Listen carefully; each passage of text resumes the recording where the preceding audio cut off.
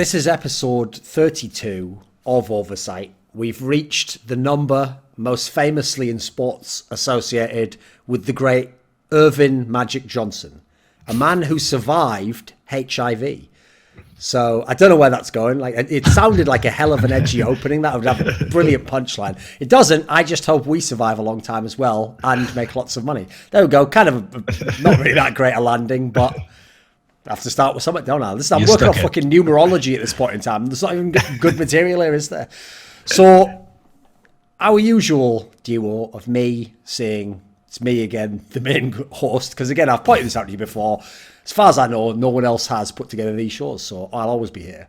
Much to the chagrin of everyone already who has finally, this is how you know we've arrived, Monty, is when people finally reach that sweet spot where they're like, you know what, I kind of like this show, except the host. Could we change the host? That's when you've gotten into the sort of the real trench of where you do the best episodes. But then they end up liking you in the end, right? Yes. So it doesn't stay this way forever. And we call that moment turning the Thorin corner, and then everybody loves you. So yes. We'll get there. We'll get there. You grind on them hard enough, and then you make your way into their hearts by just releasing shows. And eventually that you'll find a joke that lands with every person. Exactly.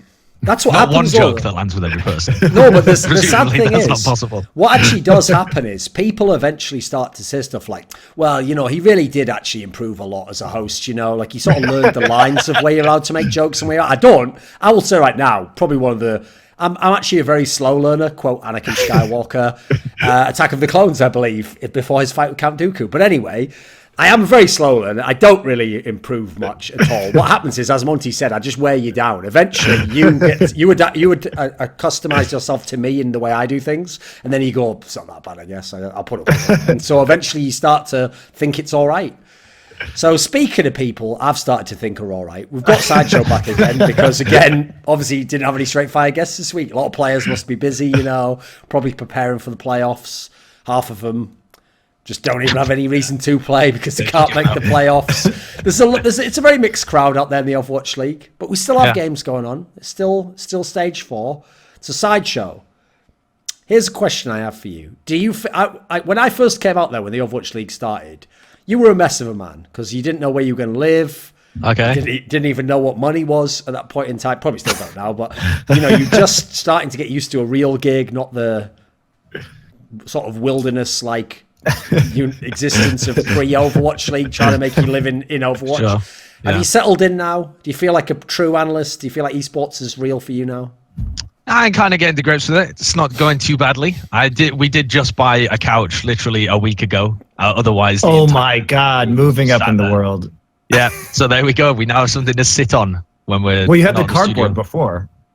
We did, but it wasn't advised to sit on the cardboard because XQC had already been there and spread his filth all over it. So we've actually still got a bunch of XQC stuff that we just shoved in one of these outdoor storage things because there's 3 stages, right, of trying to get someone to pick something up. The first time you just ask them politely. The second time you're like, no, bud, you've really got to pick this up. The third time you just start selling it. We got to the point where we started offering to sell XQC's stuff and people were giving us offers for like his backpack and stuff and he still hasn't picked it up. So at that point we were just like, just throwing it all outside. So It's all just on our balcony. So if anyone's interested in picking up some free Dallas Fuel merchandise, some free, I don't know, whatever else he's got in there. I think there's an Amazon Echo that he's just left at our place. He literally lives 2 doors down from us as well. So this is the great XQC auction that's going to take place. Yes, we're going to raffle his stuff off. We've got Brendan an auctioneer's outfit, and he's going to just spit bars while smacking people with hammers. That's what auctioneers do, isn't it? I fucking love it. Okay. I don't know where that goes. It was a great story, but it goes nowhere at the end. But anyway. No. Just watch out for this stream coming up later. All right, here's a question for you. A question that you can joke about, you can slightly touch on when you do the Overwatch League broadcast. So we'll just start with this question, okay? Sideshow, amazing news, mate. You know the New York Excelsior, who are basically unbeatable. You won't believe this, but through dedication and hard work and practice and improvement and coaching and the best analysis in the game, the LA Valiant, the true Western hope of the the Overwatch League, has defeated them in a completely straight-up game in which the New York Excelsior were trying their hardest and doing all the things they could do to win. Is any of that true? Is any of that true? I have the feeling some of it's true. A little bit of it's true. I'm a bit skeptical about the circumstances of this win, so I'd just like to know what you think. Yes. I mean, there was a great clip from Custer, I think it was 2 days ago, where he was saying, it's a bit of a shame that we got the win and it's been so marred by the fact that NYXCell were, clearly like fucking around on Gibraltar and didn't pay. And every other map except for the last one. See, that's the thing, though, is that I think they weren't fucking around too much. They just weren't trying their hardest. Like, Gibraltar was the only one where I saw them fucking around, right? But the other maps, they fucking rolled Blizzard World and they rolled Oasis, right? And that was just them playing their default stuff. It's not like they were trolling on those games. They were playing dive into Brigitte the entire time on Horizon and on Blizzard World. Yeah, well, Horizon was the one that they lost. But Blizzard World, most teams play dive into Brigitte. Most teams, like the meta is actually playing dive into Brigitte on point A. Okay. There's no better way of doing it, really. Well, we'll disagree on that front because I do think there are better ways of doing it. Now, whether we're seeing it or not is something else entirely. But I think that when you're playing the Orisa Junkrat Widow composition with the Brigitte as your second DPS slot, there's lots of ways to abuse that. Besides diving onto the high ground, which is very risky versus the Brigitte. I think there's a lot of unexplored attack Junkrats that could be used in these situations to slow push, get them off the high ground because they don't have a diva with the defense matrix to eat a lot of those grenades. I think there's a lot of different stuff you could do. Sure. I mean, the problem with trying that slow stuff, though, is that when you're playing into a pick composition of the Junkrat and the Widowmaker, you're just spending so much time where you potentially might get picked and then you have to reset right back at the beginning. It's a bit like Hanamura, right, where you're playing into the Orisa defense. Like, you can try and make your way all the way around the right-hand side and navigate around, but your chances of getting picked off by a Junkrat or a Widow are pretty high. So I think what we're actually seeing is a lot of the best teams like New York and San Francisco Shock, actually, one of the best teams at diving on Blizzard World at the beginning, is that by utilizing the flank that goes all the way around to the arch and like the advantage of just applying pressure and pushing them onto the low ground of that first one and then trying to catch them as they rotate, you can actually get a pretty good dive on Blizzard World point A.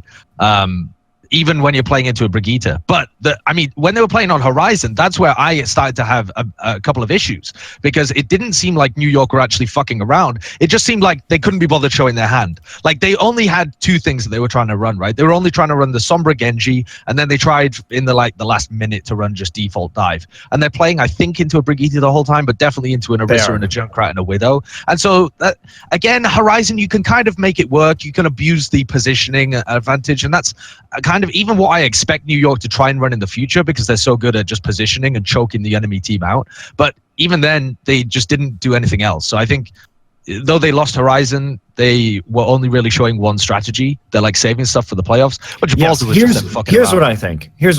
I think they're running these dive compositions and seeing if they can win. And when they continue to win with it, like they won Blizzard World with it, and then they backed off of it once they actually lost Horizon. But they're definitely seeing how far they can push these compositions without swapping at all. Even in situations where they have a lot of opportunities to swap over to something that would be more effective. So I think they're just trying to get away with the default stuff, not show anything, see how the Valiant are going to positionally react to the default strategies. And then obviously by the time we got to Gibraltar, it was like pure fuckery by that point in time. I think they'd also like ruined their own mentality by the time they got to Nepal as well. Because normally I think New York would be the kind of team where they're like, all right, guys, let's try for the final map. But by that time, they'd already like fucked around so much the rest of the series, especially at the end of Gibraltar where Pine's going Spider-Man, that they struggled to get back into it there, which I think is not worrying in any sense for New York unless they are literally blowing teams away and end up getting ahead of themselves. But that hasn't happened yet. So I really just don't see why this matters. All this is mind games. Because even if you lose Gibraltar, now if you play Gibraltar against Pine, you have to prepare for that eventuality for him coming around that flank, which he's probably not going to do in a real game. It could have worked as well. It could have, but he had to kill the Mercy, basically. Because if he doesn't kill the Mercy, then he just dies, and then the Mercy reses whoever he killed. So you just have to kill the Mercy there.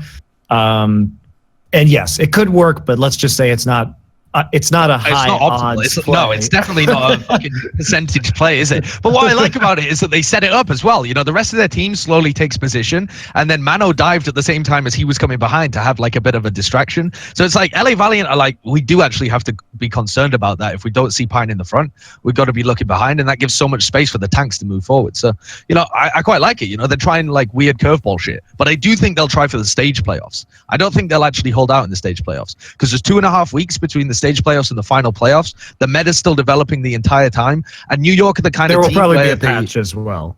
Sure. And New York are the kind of team, to me, it seems like talking to them and like hearing their interviews and stuff, where they just want to cement themselves as the best team in the league. And if you lose the stage 4 playoffs because you're fucking around, in some sense, you miss out on that little piece of history. Like, people are still going to remember NYXL winning 3 out of 4 of the stage finals and then dominating the overall finals. So I think they're a team, like, they don't care about this match, but I think they will care about the stage playoffs. Well, we'll see. They definitely cared about the last one. It was much more evident based on their strategies. It's very easy. Look, honestly, it's very easy to tell when New York is trying. It's super easy because we know what they look like when they're trying. And we know that when they came into the Valiant match in the Stage 3 playoffs, that they had some very interesting strategies, especially the way they were playing the Pharah without the Mercy, that were very tailored to the way they wanted to play against the Valiant. So you can tell. Like, if you have a good knowledge of the NYXL, it's apparent on its face when they're actually trying. And this is just not one of those matches. Being as Valiant is one of the best teams, would Valiant have been a team that could have upset them if it had just been a straight up match? Probably not, because we just saw them get absolutely rolled. It wasn't even close in the stage playoffs when we know New York was trying. I do think an Oasis. Yeah, I do think that it was a close match on Nepal, and I do think that both teams were trying on Nepal. I think that's when New York kicked into gear. I don't think they had necessarily prepared for Nepal, but they were definitely like not fucking around anymore like they were on Gibraltar. Yeah, but I think they also think themselves. I also think that they were trying on Gibraltar defense. So, because they had the attack first, and that was, I think they started fucking around because it was like 3 meters left in the map with 4.5 minutes remaining, and they just thought they could do stupid shit and push it over the line. But Valiant actually had a pretty good defense for those last 4.5 minutes, in spite of New York taking low percentage plays. And then New York, I think, was going to try and stop them on the defense, and then failed to do that. So I think, look, Valiant's a good team. Are they the second best team in the league right now? Possibly. Do I think they could beat New York straight up? No, but they're looking better and better. So they've got some stuff going for them. Yeah, here's my thing with LA Valiant is that they kind of embody consistency across all metrics. And then when they're star DPS players were playing really well, that's when you see a bit of a boost. But it's not a massive boost. It's not like this team has mad untapped potential that they've never gotten close to, and if they do, they'll be able to beat XL. Like, there are some teams like that. Like, if London sort out their shit and are actually at peak performance, right, although they're a long way from that right now, they're a team that could beat NYXL. Maybe Philly, honestly, if they are playing out of their minds, they might be able to beat them. They almost did previously, although that was a different meta. But Valiant, to me, don't have the kind of like ceiling on them to be able to for you to ever really say that they've got a good chance to beat NYXL. Every team's got a chance to beat NYXL. It's just very, very small. And even when LA Valiant are playing at their best, I think NYXL are just a better team. They don't have that ceiling on them, I think. Well, I think what's interesting about that too is that when we go down the list of players for the Valiants, like basically when we talk about them not having that ceiling, it's about that they're not getting the consistent high performances out of their DPS. I think that Soon and Agilities had a great game against the Gladiators earlier this week, but they didn't have as impressive a showing against the NYXL. And I think that you love Fate in Space as a tank duo. That's one of the strengths of this team. I think Kareev and Custa are doing a good job. So the question is, where do you upgrade to really raise the ceiling? And it has to be at the DPS position, I think. Because right now the performances are just too inconsistent. And if we look at their bench too, okay, they have Bunny, but this isn't a Tracer meta, and Bunny has notoriously been a Tracer one trick for his entire career, stretching back to Korea. And you have KSF, who from his Overwatch League, the 2 maps he's played, again, small sample size, but doesn't look that impressive. So you don't really have a lot of competition, I think, for the starting slots in this meta, which is problematic, right? I think as well, yeah. Go on, carry on. No, I just think if you're looking at this off season and you're the Valiant, you're definitely going to try and upgrade at the DPS position first and foremost, because Agilities is still young, right? And Soon is a great role player, and Soon is a very interesting tactical player, but he's much more of a supporting DPS player rather than like a mega star, right? So I don't know where you go with this lineup, but I think you have to. I think the supports and tanks are fine. They're not the primary issue that's holding this team back at the moment. So what about this then? So obviously, I've noticed actually, Soon seems like a player who doesn't really get criticised for my Overwatch fans, because half of them just remember when he was in Rogue and they're like, oh, he's a fucking sick player. And then what happens in this team is, it's just when he has a big game, everyone goes, oh, what a great flashy sequence that was. But he doesn't seem to get that much like disrespect. So my question is this. Being as he is the one who plays the Widowmaker on the LA Valiant, everyone in the league can't be one of the best Widowmakers. Like that already just tilts the tits off me. The way there's like 15, oh, this guy's one of the best. It's like, if you replaced him tomorrow with Blinkser or Shof or whoever it might be, would that be like the upgrade to this team? No, I don't think so. Can he be like the main DPS carry? I don't think so. You would, in order to upgrade over Soon on the Widowmaker position, you have to put in like one of the top 4 Widows in the league, which for me is clearly Sire player, Pine, then actually Fled has kind of dropped off. So maybe it's just Sire player, Pine, and Carpe are the 3 Widowmakers that I think. Birdring when he's having a good game, but the guy's been so inconsistent. Like he's had it in big games. Well, yeah, at the moment it is, yeah. So, but in terms of like Western players, I don't even know. Maybe Soon is the best Western sniper. Maybe AKM or Taimu when they're having a good game. I don't even know. But in order to get a big enough boost, you would have to go to literally the best players in the league on Widowmaker. Best, like the 3 best players in the world, I think. And they're never like giving those guys up. So it's more about, for me, it comes more down to a playstyle thing for LA Valiant, is that they tend to be a fairly conservative team. Their tank line isn't overly aggressive. If they're looking for big plays, they have to go to their DPS, because the big plays don't tend to come from the rest of their roster. They're just really consistent, good all-round players that can play a variety of different roles, a variety of different styles, but they're not stars, and they're not going out there and making big plays. So they just naturally have this tendency not to get, I mean, it sounds dumb not to get upsets over teams above them when they just beat NYXCell, but in general, they seem to just perform at kind of a flat level. If you're really looking for like the punch, it has to come from the DPS, and they have to be having a sick game, and that doesn't happen all the time. Because obviously then the other problem is, Agilities clearly isn't one of the best DPS players, but he's very versatile, right? So if you get, I mean, there's no real room. Who are you going to remove, basically?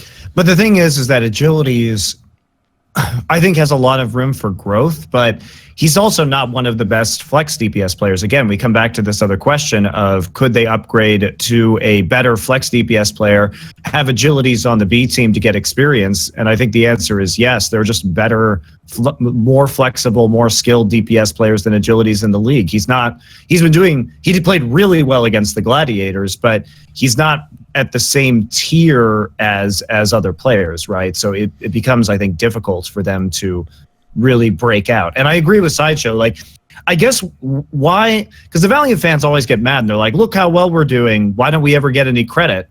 You know, people tweet this at me all the time.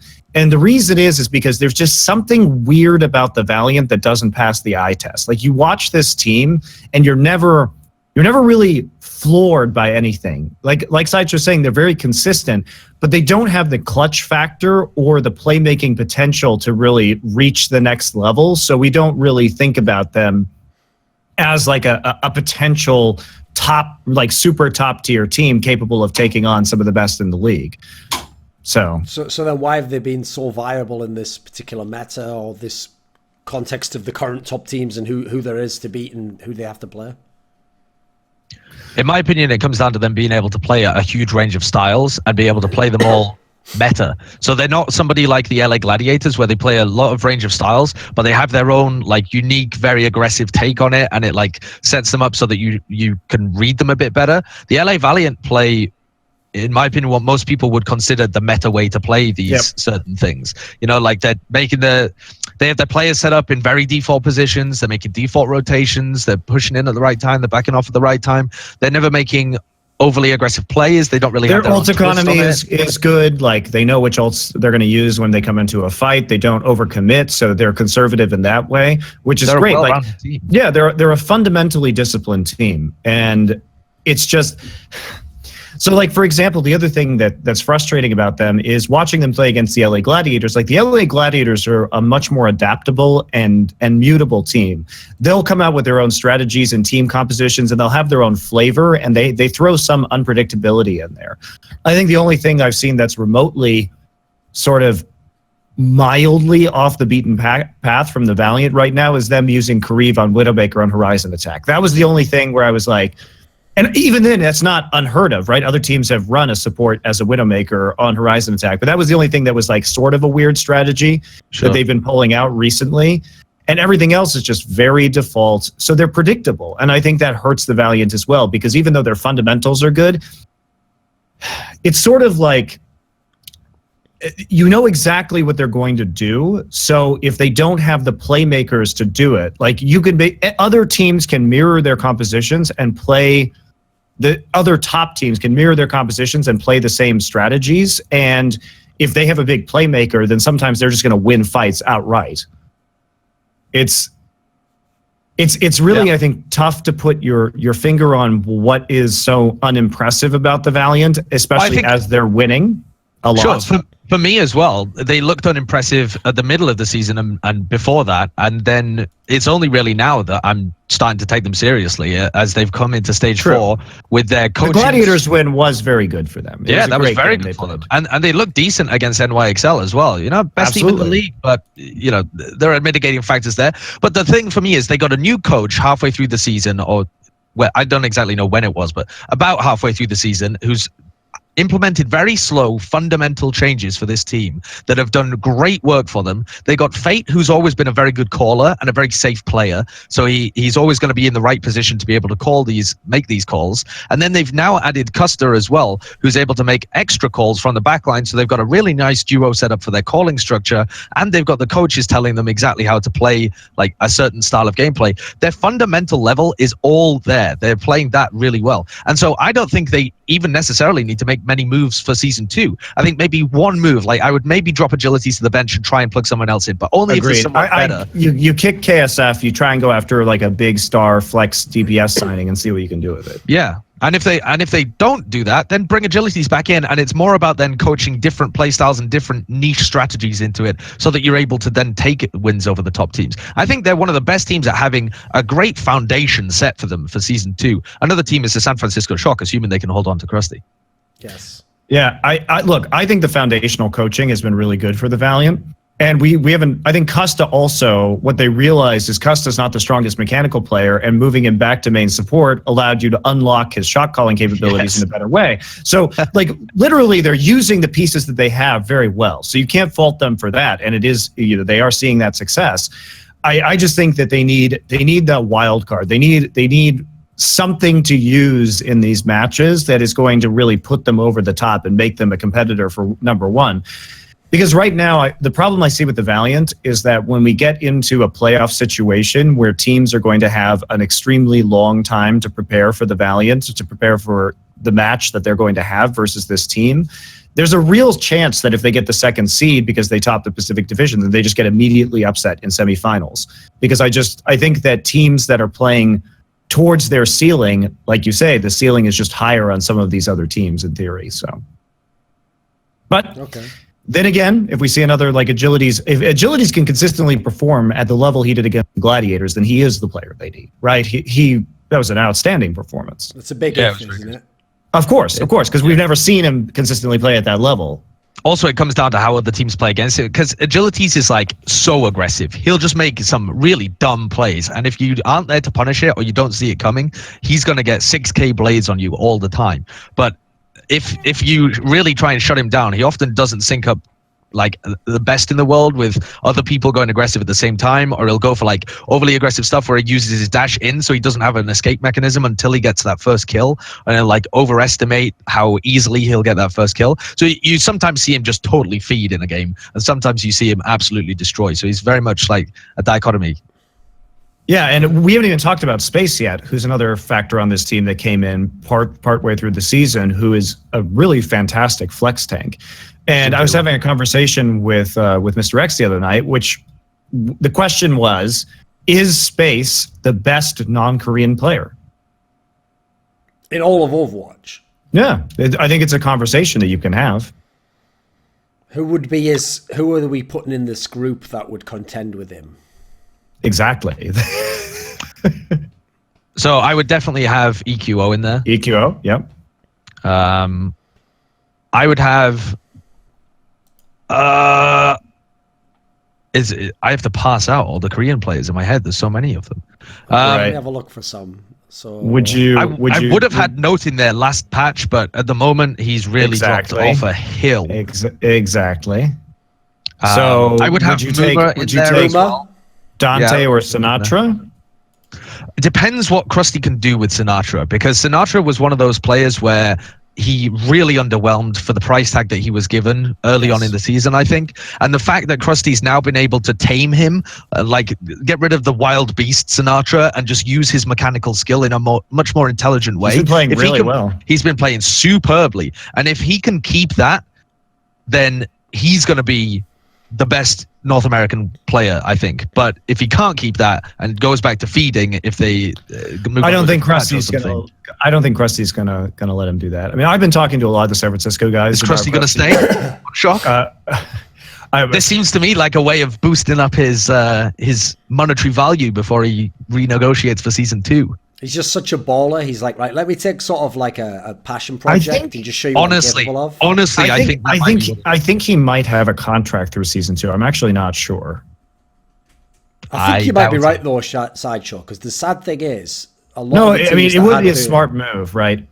Oh, that'd be the smartest of moves. He goes from absolutely creating this behemoth of Boston, and then watches them utterly sink as he props up another team that was at the bottom of the table. He looks like the wizard that you just bring into your team. I mean, obviously Wizard Hyung's already got that kind of label down, but he looks like you just bring him in and he does magic with your team. Then again though, could Wizard Hyung do it in the fucking Florida Mayhem? That's the equivalent of that meme of like, could they do it in a rainy day in Stoke or whatever? That fucking only if he has his 5 data slaves with him to be able to prop it up. Krusty operates alone. Wizard Hyung needs there. That's what we need to know. We need to know what that like system of precogs that he has is like, and how he like interfaces with them. And sometimes there's a faulty interface. You know, he doesn't get the proper data download he needs, and so he has a corrupted code that's still worth something, but doesn't always execute. I think you're right though. Anyway, Sideshow, to loop back in, the sad thing is because of the turnover of the teams that were good that aren't good anymore. I think you're pretty much right. There's barely any Westerners at the moment that are killing it in the Overwatch League. No, that's the point I'm making. Like, Space is legitimately in the conversation for best Western player, right?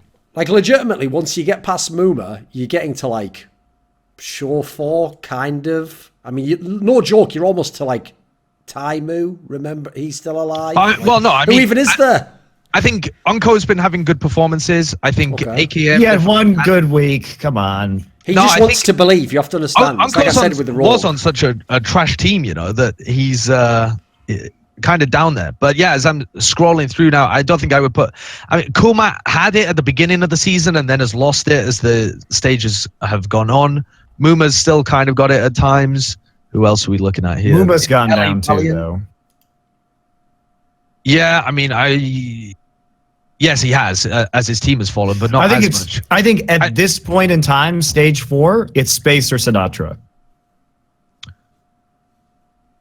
I would put EQO up there as well. I think EQO's got mad potential as a player, and I think overall his performance has been pretty stellar for this team. If we talk about best DPS performance has not been great, and he hasn't even been playing the. Yeah, because he's been injured as well. But if you look over the totality of the season, I think that EQO has been performing incredibly well, to the point where you would have him up there as just not just the best Western players, but the best flex DPS players. You would have to put EQO in the conversation as one of the people that you would want to build a team around, I think. And there's one very, there's a standout factor to all of these players. What do all these 3 players have in common? From the West, they're players. I don't know. I've missed this. No, they're all 18. Like, they literally all just turned 18. Yeah. And a lot of them weren't even eligible for the first part of the season. And this goes back to the question of people wonder about college and like college esports and feeding into professional sports. And the reason why that will never happen is because teams there is a work ethic and like a passion for the game and a single-mindedness that you find with younger, like teenage esports players that keeps them on track and practicing and like super hungry that oftentimes you just don't find with older players. And maybe that will change as the infrastructure develops, but for now, like those kind of players are very, very valuable. Which is one of the reasons why I didn't even want Overwatch League to have an 18 minimum. I wanted to have a 17 minimum because I think you get better players, and you can actually train them. You can mold them from that age into a practice system where they can continue to practice hard over the years. Oftentimes, if you get to players later, they're not as pliable. Presumably, that's some kind of legal thing, though, that couldn't be. As far as I know, you have to be. I mean, for LCS, it was like 17. You have to be at least 17 to have some sort of a work contract like that, so they can't go back to the old days where you'd be up a fucking chimney Sideshow, justifiably so. You'd do some mad work up there. You'd stuff Bren up the chimney. I'm a little too wide. Bren's got that kind of lanky frame where he also has the better accent for being a chimney sweep. So. Here's the thing, Sideshow, you haven't thought it through. The reason you'd be up a chimney, mate, is because you don't have any other discernible skills. There's no video game back then. Bren would be making mad money, sneaking through little windows, stealing people's silverware and trying to escape before the house people come in. By the way, he would still be hung for being caught for doing that, because they didn't fuck around with the legal system back then on the old island that you know. Right. This is a dream system like Oliver Twist, where he ends up the parents of his dreams. Yeah, exactly. Right, here's the question, though, is the point I was going to say, Monty, was that's actually the area in which esports is the most inappropriate to compare to any traditional sports model, because every traditional sport is a physical sport. So as a result, one of the reasons why you don't want a 17-year-old in the NBA is not just that they haven't been coached. They're not a fucking grown man. they would not be able to physically play the man's game. Exactly. I mean, that's the whole thing, is like sometimes you get people like LeBron James in the NBA who at 18 are big enough, but literally nobody could play in the NFL at 18. Yes. Like you just like men don't have the upper body strength at 18 that develops like later in your 20s. So yeah, you're just not developed enough yet. You're not done growing. You haven't like filled out, as it were. So, but esports, it doesn't fucking matter. Yeah. And also, obviously, in esports, there is a bizarre element that I don't think anyone can really touch on, which is that I actually think it's one of the few disciplines I've seen where coaching doesn't seem to have as huge an impact on an individual as it does as in sports. Because in sports, even the best, like even Michael Jordan, I've seen the early games where Michael Jordan was in college. He is nowhere near the player he was like when he was at his prime. Meanwhile, think of the number of players you've seen in League of Legends, Overwatch, people who are like 16 or 17, and they are legit the best player in the world. Like Uzi in League of Legends, or Faker when he Flash at like 14. Yeah, these people, they can literally beat. It's not that they're just really good and you're like, wow, what a talent. They can be number one. They can be the best player. So I don't know why. It's probably because, to be fair, there hasn't we been have garbage coaches. Coaching. Exactly. So no one's really figured out, how I'm going to go with we have garbage coaching in general. And also because the games change so quickly that you can't have somebody with like 30 years of coaching Overwatch. Yeah. What's funny is there actually was a video they did. Okay, Double Tap, who do a lot of the content in CSGO, what they do is when they're at events, they'll often do like a whole interview with you, but they'll just take like, you can tell they asked every person the same question, and they'll make one little variety video that, they had one where the question was, who is the best coach? So it starts, right, and everyone else, like, Sadakis, like someone else, like some player, they're all just saying who they think the good coaches are. And I do start by just going, I think half the coaches are just shit, to be honest. They're all just fucking overpaid analysts, aren't they, who don't know anything about coaching. But I guess if I have to pick someone, and I pick like two people who I know vaguely coach, and then that's it. So, as usual, just trust me to bring all the fire. I bring the heat. I bring that real shit that the streets love. Okay. Not like all you studio gangsters. I don't know what that means. Anyway. Anyway, on to things that I do know what they mean. As for the Shock, though, having talked to a bunch of their players, they really do think very highly of Krusty. I've heard from some players saying like he's really taught them how to play the game. Like they feel like they didn't even know how to play the game before. He's a very hands-on coach. He's very engaged in terms of constantly coaching them. I know it sounds weird, but I mean like during their scrims, basically like constantly yelling at them while they're scrimming, trying to improve things on the fly. So that kind of stuff, and everybody really likes him on that team. I've heard him yelling in the background as well. He's absolutely hilarious. The guy's a killer. Oh, he talks mad shit. He's not afraid to open his mouth and just shout at people, call them crap, like ask them what they're doing. It's it's fantastic to have a conversation with Krusty. Actually, he's got banter. Yeah. What do you think about this then? Since you've brought up, I mean, you guys have already successfully downplayed the LA Valiant, a theme of this show. You've a theme of Overwatch League, not just true, this show. It's true. I mean, reality has an anti-LA Valiant bias, apparently. So they've also, there's been the implication that, like, Gladiators is very good, but, you know, they're not click-up. But could Shock actually be the sleeper best non-Korean team? Sure. Absolutely. I mean, right now, especially as we head towards the end of the stage, I do think they're a little bit inconsistent because they're still young and they're still learning how to implement, I think, a lot of the coaching stuff that just came to them this stage. So they've only had, a month, basically, of this kind of coaching. I do think next year, if they keep Krusty and they keep this lineup, they are going to be an extremely good team. What do you think, Sideshow? Again, it's about their age too, right? I think the average age of players on this team is 19. They're the youngest team in the league on average. If you make some adjustments at certain positions, so let's say you drop Nomi to contenders, you move Dak into an assistant coaching role, you sell IDDQD, or he goes to the contenders roster. Now you have 3 slots. What I would do is I would get a backup main support for Moth, because I think he's been shaky at times. You get a backup main tank for Super. I think you just call it a day. I think that's all you need. Or maybe you get somebody like TZ, who is an exceptional main tank, and have Super play the backup role.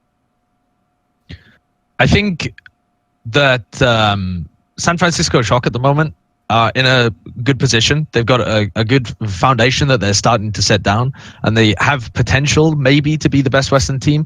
But you would be able to see that, I think, because if they are the best Western team right now, they're going to be able to make it to playoffs. They do have a harder road than the Dallas Fuel to be able to lock in that 4th spot over the LA Gladiators. That's what people have been asking me this week, is who do you think will get into the playoffs, Dallas or Shock? Because Dallas avoid NYXCell this stage, and I'm not sure who the Shock avoid, but they still play NYXCell and LA Valiant. They still have both of those games left. And if they're able to take down the LA Valiant, then I think it's reasonable to call them, and then they make it into playoffs, and then they have a decent performance there. I think it's reasonable to call them the best Western team. Until they do that, though, I don't think you can. I think you still have to say that it's the LA Valiant, because even though they've just been consistent and we haven't been like blown away with certain aspects, they're at the top of the table. They keep getting wins. The empirical evidence is all there. It looks as though the Shock avoided mayhem this. Yeah, I was going to say Florida. I'm just looking. That's at unlucky. It right now, too. That's unlucky. Yeah, that is unlucky. Yeah, because Dallas, I've got left the Outlaws, who are currently not looking so hot, and I would put Fuel as favourites. Then Mayhem, they're obviously favourites. Then Seoul, who are also slumping, and I'd have Fuel as favourites. Then they play the LA Valiant. So I think it's very likely that Dallas end up getting into that spot. But if Shock can somehow squeeze in there and have a good run in playoffs, then I think it's reasonable to call them the best team. And we've also got this weird situation again that you guys have been talking about the entire time the season's been going on, where end of the season, we've got Dallas and Shock as potentially 2 of the 3 best Western teams. They're not going to playoffs. Yeah. Okay, what about this then? Man, I'm not a fan of this system. What can I say? Yeah. So it's just the reality. One of the factors in the Shock's rise, okay, everyone else put all the stock in, like, when will the young players be able to play, and then what can they do with them? And then obviously since then they've had the coaching upgrade, as you said. We haven't even gotten yet to, they have this Korean player, Architect, who was the person, Monte, that you were hyping coming into the league. You thought like LA Valiant or someone should try and get him, or Dallas, or I forget who the other contenders for them were at the time.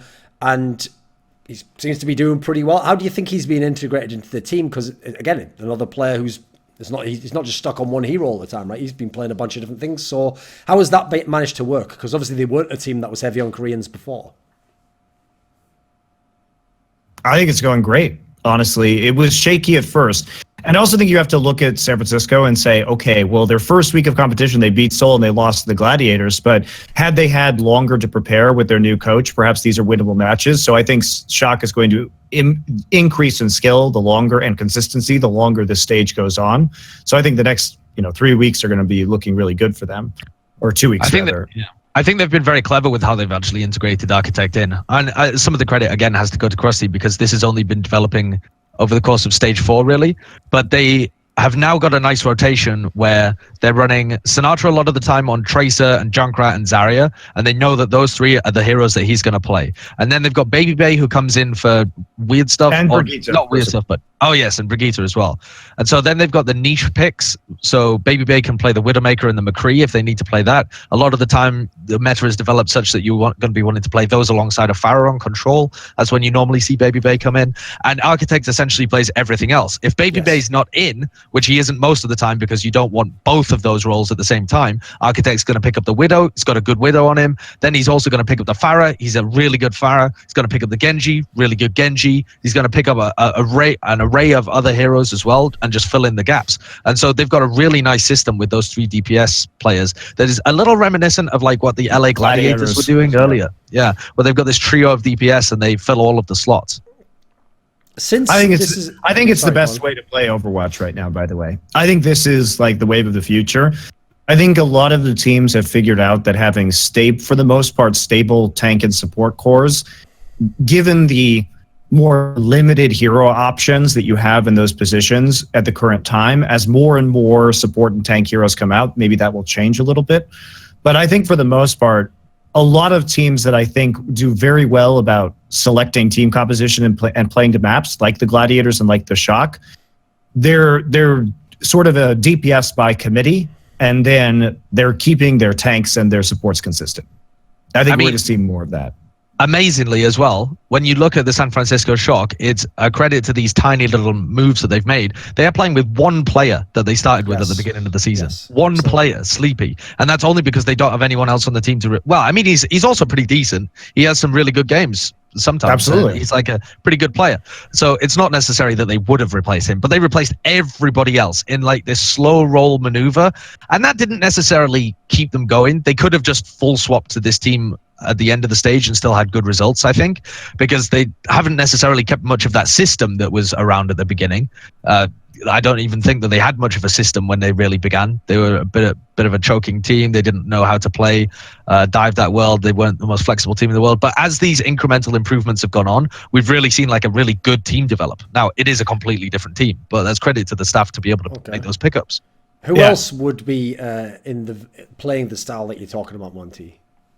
Well, like the Gladiators, they're the best example of it, I think. And the counter example of that is a team like London, who has 2 consistent DPS players, Birdring and Prophet, and they're swapping every which way all their supports and tanks out. And I think that's one of the things that's been hurting them the most. I think also a counter to that point, though, is the Seoul Dynasty and how they're making changes with their DPS, because they have tried to operate a same kind of system, I think, without having the fundamental structure in the rest of the team. And I don't think they're also swapping they're also swapping all of their tanks and supports at the same. Yes, yeah. And so at that point, they're swapping everything. Yeah, they are. And it's a disaster for them because they can never work on just the foundations of what makes them a good team, because they're constantly trying to make these swaps to become better in the short term. The long term is fucked. Which is weird because they have more coaches than anyone else. So you'd think that they would be able to coach some fundamentals or something like that. Too many cooks. Exactly. I mean, it's incredible to me that Miro looks like he hasn't improved at all, despite probably having more hands-on coaching time than any other potential player in this league. There are also coaches that didn't have much experience with that former team, if I remember correctly, right? Did they only pick up one guy from the former Lunatic High? And then they picked up their manager, I believe, too. But yeah, in terms of coaches, there was only one coach, I Love Uv, and then they have Hokuri. They had Hokuri, which they pulled from GC Busan. But the thing with coaches is you can be a really good coach, but... This is his name, but yeah. Yeah. I Love Uv, the Stark player. Oh, right. It's Yes. always sorry. Yeah, always. He obviously copied it, though, but I agree. Yes, exactly. Yeah, you can be a good coach, but not a good coach for that team, I think. And I don't know whether I think Seoul are the kind of team that need to make changes to their coaching staff in moving forward to season 2, because they've dropped the ball or something isn't working well there. Well, also probably a lot of their coaches will receive head coaching gigs in other teams too, because we know that some of these coaches are at least decent, and it's just the combination of them that's really bad. Because the thing is, when we look at the Seoul team, you still see games from Fleta that are pretty good. Wakid can be pretty good sometimes. almost everything else in the team seems pretty bad. Zumba's still been having decent performances, I think, even though the rest of his team's been falling to pieces. I haven't been impressed with their main tank. I think actually Fleta's been falling off recently. I was expecting, even if the team was going to perform poorly, I was expecting to see Fleta in more of like an Effect kind of situation where he would still be the standout player. I haven't seen Effect be a standout player for a while, actually. He's been shut down by... Fleta. I haven't seen Fleta be a standout player for a while, and I still think of him as like an MVP candidate, but I think I need to readdress that kind of thinking in my head. And I don't think of him as an MVP candidate at all. And I just think this team is just done. They don't play like they want to win anymore. I think they're just at their wits' end with what's been going on. I think they're exhausted with all of the swaps that they've been making. I think that's affecting Fleta's performance because why, if you're Fleta, what the fuck are you supposed to? How do you have motivation in a situation where Jaehong is suddenly the main tank and you have two main tanks and then Jaehong's back on support again? How are you supposed to play the game when your tanks and supports are constantly swapping out because they're not providing you the same kind of support? So what does that do? That makes Fleta's play a lot more passive because he can't take any risks when he doesn't know who the fuck is going to back him up in those situations. I think it's a disaster for Fleta. And if you're Fleta, why the fuck do you even want to play anymore? Your job's secure. You know what I mean? They're not going to get rid of you. Yes. Yeah.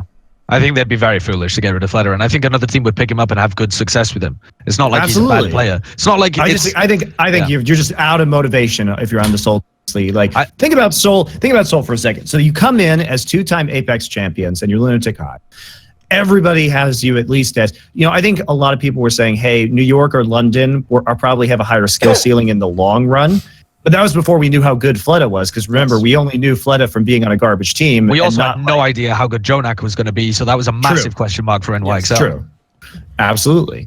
But with Seoul, so they come into the league, and then they don't make stage playoffs in stage 1 or 2 or 3, and probably not in 4. And then they may just not even make season playoffs. And at that point, they probably won't, honestly. I was going to say, I'm almost very sure that they are not going to make it. They are the least likely team to make it. Their schedule includes Philly, Gladiators, and Dallas Fuel. So bear in mind... And Boston. And I think Boston's going to beat them this week. Yeah, so... Which is crazy that we would say a winless team in stage 4 has a better chance of beating the Seoul Dynasty. Boston's been looking better, though. And Seoul they've been making improvements. Had to reverse sweep Florida last week, and I think Boston's probably over their internal turmoil, and I think they're getting more accustomed to the meta, and I think they're going to want some of these wins. So, because one of the concerns for the Seoul team, I think, is listen, they were never really good in the Overwatch League, but they were good enough that they could believe, we can still do it with this roster, with this lineup, and so as a result, I feel like they're one of the teams, when you consider the potential to go to the top, that fucked themselves the most by not making big name signings at any point during the Overwatch League. If they'd have had some of these people, if they'd have had Architect, they could have signed TZ, they could have signed Architect, yeah, absolutely. They could have gotten OG Fisher instead of Gladiators. There's so many other Korean players that have gone elsewhere.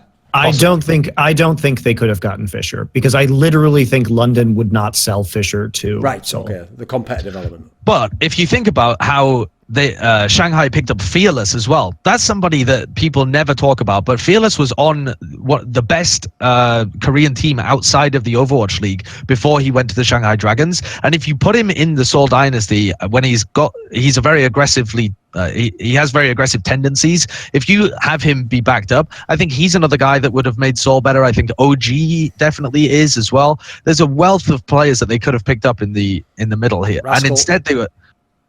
Yeah, they could have picked up Rascal. Again, I don't overlaps with Fleta a bit too much. I don't think that London was going to sell Seoul players. That's my theory. But they were so convinced that the Mercy was their problem that they ended up picking up Gambler and then picked up and then sold Bunny, right, as well. Yes. I think those were the only two moves that they made in the. To be fair, those weren't necessarily bad moves. I don't think they needed Bunny, and I think Gambler. But I think they missed an opportunity to make some really important moves, because it was at that point that they started going downhill as well. But I can see it from Seoul's point of view, because it didn't look like it was disastrous at that point. It just looked like there was some struggles that maybe they would sort out. They finished 5th, then they finished 4th. They're creeping up the table. Stage 3, they just shit the bed. They're in 7th, and now they're in 9th. So It's really been a tale of two halves of the season for Seoul Dynasty, I think.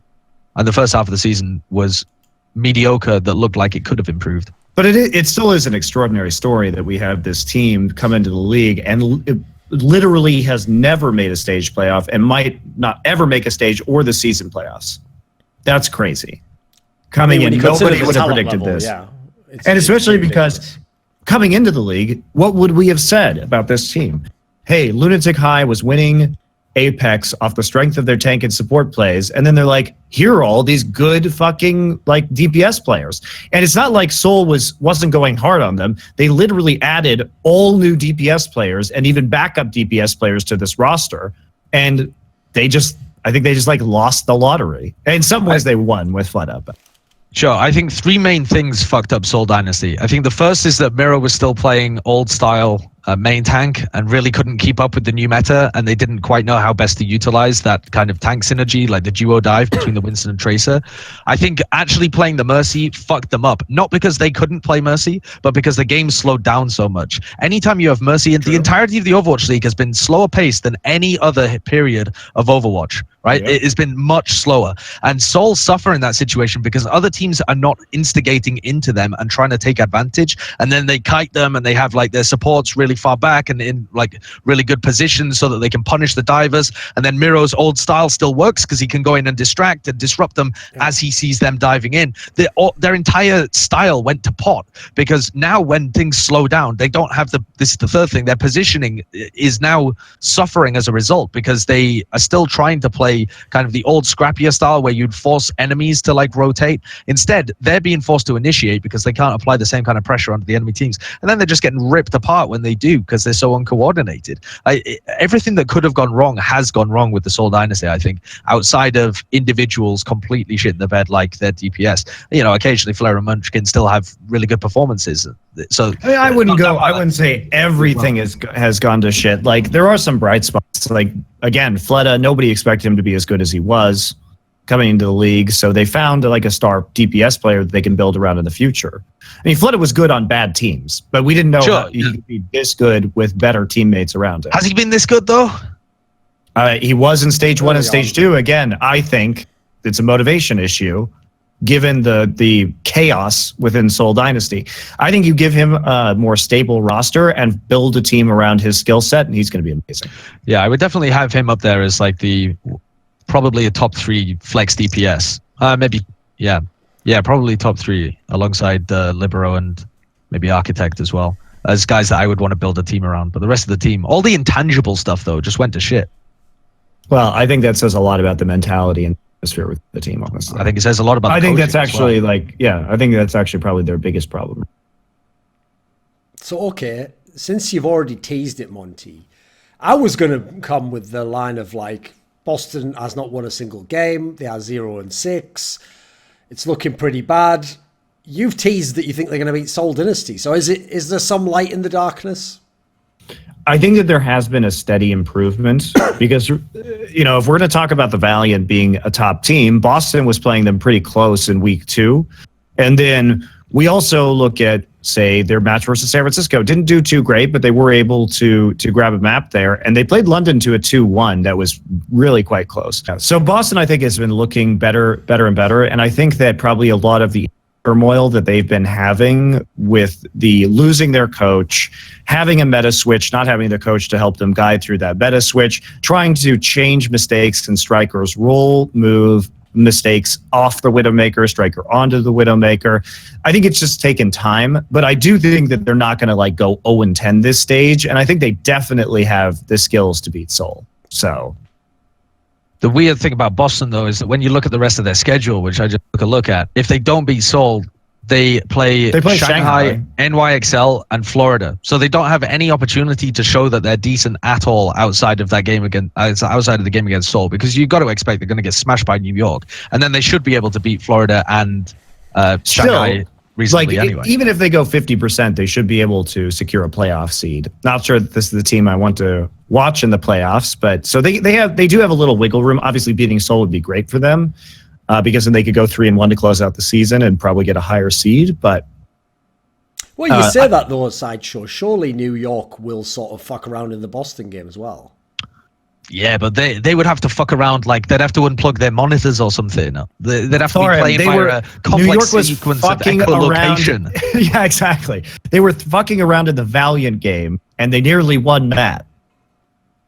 I think, New They're York on some like ice cube level, like they fucked around and got a triple double. Yes, exactly. This is the crazy shit about New York right now, is if we think Valiant are the second best team in the league at this moment, it's crazy that New York can basically just fuck around and take them to 5 games. Yeah, Boston are They're playing on an entirely different level. Yeah.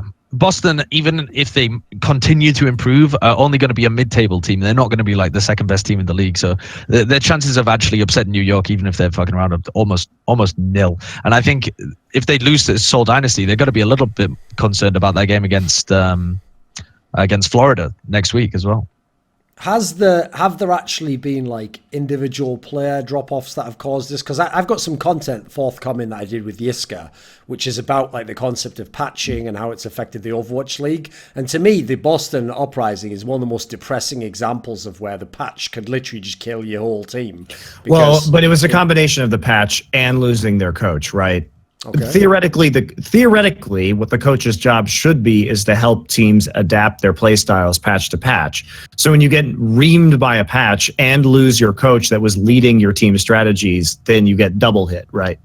I mean, I will say, when you build the whole org and you're like, we're looking for coachable players, fire the coach. Well, they didn't fire him, but you know what I mean. Like without the coach, madness. That was. He must have been released from his contract. Like obviously something weird happened there because. Why was he released from his contract halfway through the season? Theoretically, he shouldn't have the power just to spontaneously quit by his own accord, right? The org must have agreed. Like, they would have had to both have agreed to this. Like, here's the thing. I reckon that this is how smart the Shock are, right? They thought, right, this guy's one of the best coaches, but I'll never get him out. Well, he's on this team and they're doing really well. So they found there was every contract. Here's a tip for you pro players out there if you don't want to play for a team anymore. Every contract does contain a clause, which is basically about sort of like representing the org well. It's sort of like a behavior clause. So maybe they were like, listen, all you have to do is start acting batshit crazy. Just start coming in with like no shorts on, just saying really like mildly inappropriate, not full on, because that would just be too obvious, you know. But you just got to start saying stuff like, "You been working out? Your ass looks pretty good." But like, it's like your boss is like, "What the fuck? What are you talking about?" And then eventually they were like, "Listen, you're a great coach, but you know the values that we've," because you know all the modern teams have like all the Winston clones have all mind fucked themselves that they built their team not on how good you are, but it's about the values of like I'm trying to make better humans and like all that Ember shit. So it's like I reckon this is the secret way you get out of contracts, guys. In Dota, you just retire. You say, "Oh, I'm retiring," then 3 months later you go, "Actually, I joined the other Chinese team." In the Overwatch League, use the fact that people are so clamped down on all the behavior shit. Use that to get out your contract. Then just come. Get straight there. You go. I would actually be a wicked agent. I might take that up. That'd be. You should just cover yourself in Pepes and walk around until they release you. Just come in with a Pepe tattooed to your forehead. You'll be instantly removed from the Boston Uprising. But yes, I mean, here's the thing. Just leave that there. Just leave that there, because I was just thinking about ways you could get instantly removed from the Boston Uprising. Anyway, enough of that. What were you going to say, Sideshow? What were you going to say? I mean. If you deflate things, you're definitely not removed from Boston teams. No. So you can even go and videotape the other team practicing and just do all the stuff they did and win a Super Bowl. Sorry, what I mean, Super Bowls? No Super Bowls, no. Watch anyway. What were you going to say, Sideshow? I was going to say about Boston Uprising is adapting to this patch. I think it's also the way that they built their team, is that they built it around Striker being a bit of a star player for them and being very coordinated and having different people that really knew their roles, who were pretty inexperienced overall. So when I see players that have dropped off, 2 names massively spring to mind when I think of Boston. One is Striker, obviously, because he was playing at like you could have made an argument that he was an MVP of the entire league. If Boston go on to be the second best team and contest NYXCell pretty close in the finals, he has got to be an MVP candidate up there with Jonak, Kasibiobi, guys like this. Absolutely. And the fact that Tracer's been fucked so badly by the introduction of Brigitte has ruined his MVP chances for me. And he, at the moment, looks like he's really struggling on other heroes. His Junkrat's pretty mediocre. He plays a mediocre Pharah. He plays a mediocre Widow compared to the rest in the league, although, you know, like, objectively, it's not too bad. And the other guy on his team that's really shit in the bed right now is Note because the way that he used to play, I feel, was very much coached to understand what the threats were in dive and what the win conditions were and how he had to feed into that. And now he just looks lost in some of these fights where he's getting demegged and overextending, or they're not synchronized very well with him and Gamsu, or him and Mistakes when Mistakes is on Brigitte. Mistakes is also overextending on Brigitte. There are also some smaller individual positioning errors and how they're interacting, but Note and Striker have dropped off a hill when previously they were two of the best players on this team. Now we've seen a few weeks. Is Brigitte busted? No, but it has made a huge change to the game. But it made a good change to the game, because now the game has changed at a fundamental level to be much more, I think, interesting, because it's about what you can do with a lot of these sort of compositional swaps, right? There's so many more different ways and viable compositions right now that it really does take strong in-game leadership from one of the players, not just the coaches, to say, okay, they're changing their composition now. We have to make some full-scale changes. So you can't just default back to dive anymore, which always worked on every map, regardless of the circumstance, that I didn't think was really a great part of Overwatch as a whole. And now that's not really the case any longer, and you can do many, many more interesting things with the game. So I prefer it now. And Brigitte is by no means oppressive either. It's less bad than I thought it would be initially. So I've been enjoying it. I think it's a little like having Mercy be very prominent in the game. When Mercy's very prominent in the game and her Resurrect was very prominent, you got a range of other strategies, because heroes with low mobility would be dived and then could be resurrected, or would be caught out of position and then could be resurrected. It's like a crutch for low mobility compositions. And so Brigitte acts in the same situation, I think, where normally you would play these low mobility comps and you would get flanked on all sides by the divers. They would collapse on you. You would die. And there's nothing you could do, because you can't contest high ground with these compositions. You can't reposition yourself very quickly. You just don't have the mobility to be able to do it. But because you've got Brigitte there, you're now on a much more even footing with the other more mobile compositions, because you can take away their mobility or punish them when they actually initiate into you. So it allows you to play a huge other array of compositions. But I think that teams will eventually figure out how to play around it. I feel like we're seeing teams play like NYXCell when they play dive into Brigitte. They're not just running face first into the Brigitte and feeding. They're playing like 3 meters away outside of the flail range, poking a lot, playing a very slow positioning based style, trying to whittle somebody down and then really deep engage, or try and juggle the Brigitte so they look like they're going for the back line. The Brigitte backs off to try and defend the 2 supports at the back. They try and dive someone on the front, or the other way where they're trying to juggle them to the front. And that's difficult when you're playing into a D.Va and a Brigitte, because one can monitor the front and one can monitor the back at the same time. But there are openings that I think people will eventually exploit. So I think that if anything, Brigitte will become less oppressive over time, and it's already not too bad right now. So I think it just has been a good thing. Are there actually legit counters, or is it just you have to play it as well? Well, there are, because really it's about abusing her mobility in a lot of ways, right? She doesn't have any verticality to her. If you're playing her on certain points or certain maps that do have a lot of verticality to them, she becomes extremely difficult to play, because you can play the objective, but your DPS, for example, Gibraltar, point B, if you're trying to play Brigitte on that point, you have to fight on the cart, but then you are vulnerable to dive, because you can get your Widowmaker attacked on that point very easily, because she's standing on the low ground and can't do shit when the tanks or the DPS go back there and try and harass the backline. So it's just a matter of stretching their composition out. Yeah, I think as well, teams play spam compositions into it. Stuff like Junkrat Farah has been popular against big triple tank, where you've got Brigitte involved as well. Stuff like the double sniper is very good into Brigitte, because you play from long range, but you also play from 2 different sight lines, so you can often get behind people, or really you're just aiming to set your team up in the best position possible, so that inevitably you will get a pick, because you're covering so many different sight lines, and they can only shut off one at once with their shield. Eventually they have to try and initiate into you, because otherwise they're going to get encircled and they're eventually going to die. And Brigitte finds it difficult to be able to deal with that. That's why you see so many, if someone's running Brigitte on defensive Gibraltar, for example, where it's kind of like a pit with high ground all around it, teams will run double sniper against that, because you can set up all around the top angles and you can just absolutely slam that Brigitte.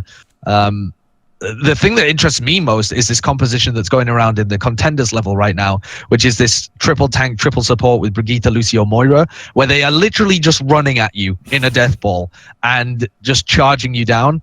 And teams are really struggling to deal with it because you don't have the time to be able to set your people up in good positions to counter the Brigitte. You just kind of suddenly they're in your face with the Lucio. And unless you're really quick about adapting to it and really smart with your positioning, you'll get run over, like just steamrolled.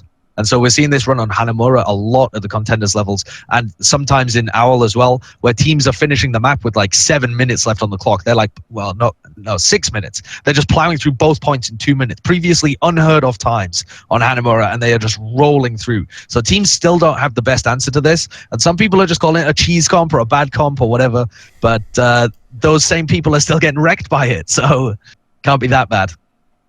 I do think that it's sometimes weird to talk about compositions and contenders because the teams are generally significantly less coordinated. So these sort of run at you comps or like heavy tank compositions are often more effective in contenders as a result. That's true. I agree. But we've also seen it have some use in Overwatch League as well. Teams have been running quite a bit of it on Hanamura in particular. It can be run on a lot of different, but actually it's only really one team that has really perfected it at the contenders level. And they're playing it better than the Owl teams are just by the eye test in terms of like how coordinated they are with that specific comp, because they've spent the last month, I think, maybe a little longer. Whenever Brigitte was first involved in the game, I think that's when they began playing it so much. So I think that composition does have potential. But I was talking to Raucus recently, who thought that Dallas might run it because they've been running similar stuff, and he was just like, it's a trash comp, don't worry about it. That does sound like something you're going to get rolled, mate. Yeah, I can see the Outlaws getting spanked by it and people just spamming in the chat like whatever Raucus's quote is after the game. So one of the teams we've touched on already, who is a very good team, is the other LA teams, the Gladiators. And this week they have to play New York Excelsior, and then they play the somewhat crippled London team. Where is Gladiators at overall? Like, have they capped out yet? Yeah, I think they might have capped out, you know? I really? think, yeah, I feel like they have got to a level now where they were playing a really good style. They're very flexible. They've got strong players in certain positions. They can play a Pharah comp really well. They can play a Ryan comp really well. They can play dive pretty well as well. Their Widow's not doing too badly. But when they came up in their recent games, particularly against the LA Valiant, they were throwing weird, interesting stuff at them, but the counter strats were just being adapted to, and I don't see that much more potential out of the LA Gladiators. I think they've hit a really good peak right now where they could potentially be the second best Western team. It depends how they match up against Shock, I guess, or whether they would actually beat Dallas if they had a rematch, but that's kind of a different story. But I think this is where we should expect the Gladiators to peter out. I don't think they're actually a team. They have a very aggressive play style with better than the Valiant, so they can still get upsets via that way, but I don't see them playing that much better overall or individual players hitting higher peaks. I think Fish has been destroying. I think Shuffle's had really good performances overall. I think Hydration's been as good as we've seen Hydration. I don't see them getting that much better.